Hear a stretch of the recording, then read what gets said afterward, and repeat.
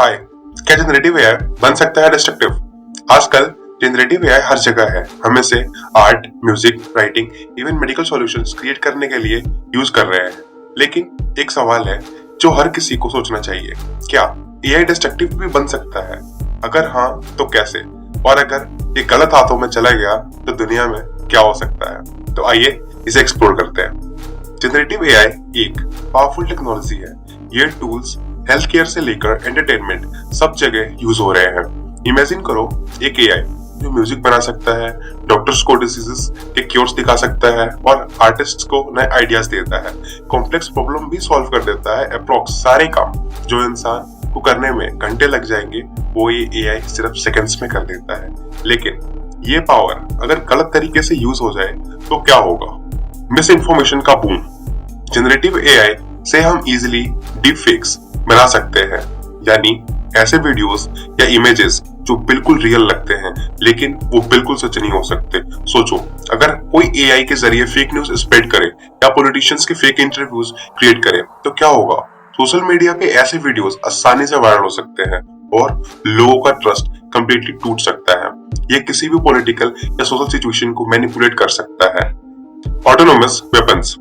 Generative AI का एक और रिस्क है कि इससे ऑटोनोमस वेपन्स डेवलप किए जा सकते हैं। मतलब एआई खुद डिसाइड कर सकता है कि कहां अटैक करना है, किसे टारगेट करना है, बिना ह्यूमन इंटरवेंशन के।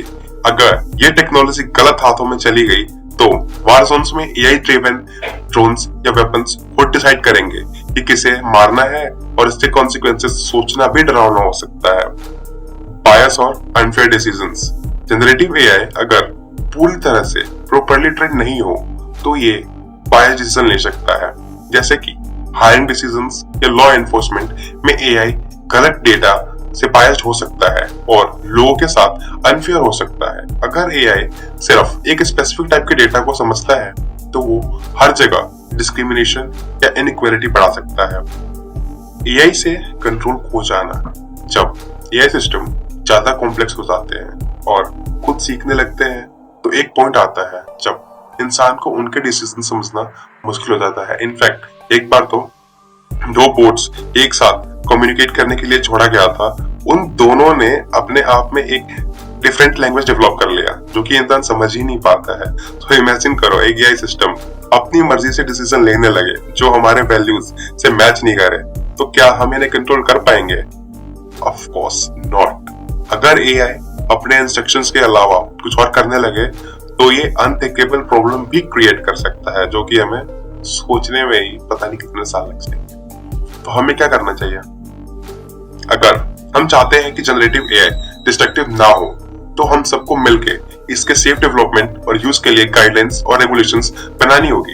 Ethical development. एआई को डेवलप करते वक्त ह्यूमन वैल्यूज को ध्यान में रखना जरूरी है। सिर्फ टेक्नोलॉजी डेवलप करना ही काफी नहीं है, इसके पोटेंशियल रिस्क्स को समझना भी उतना ही जरूरी है।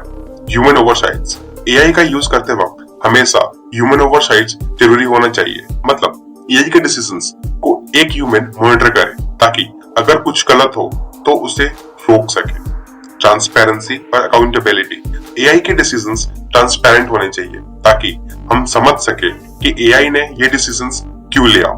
इससे हम इंश्योर कर सकते हैं कि एआई गलत काम ना करे। सो फाइनली, जनरेटिव एआई अगर सही तरीके से यूज हो तो ये हमारे लिए एक ब्लेसिंग हो सकता है, लेकिन अगर ये गलत हाथों में चला गया तो ये डिस्ट्रक्टिव भी बन सकता है।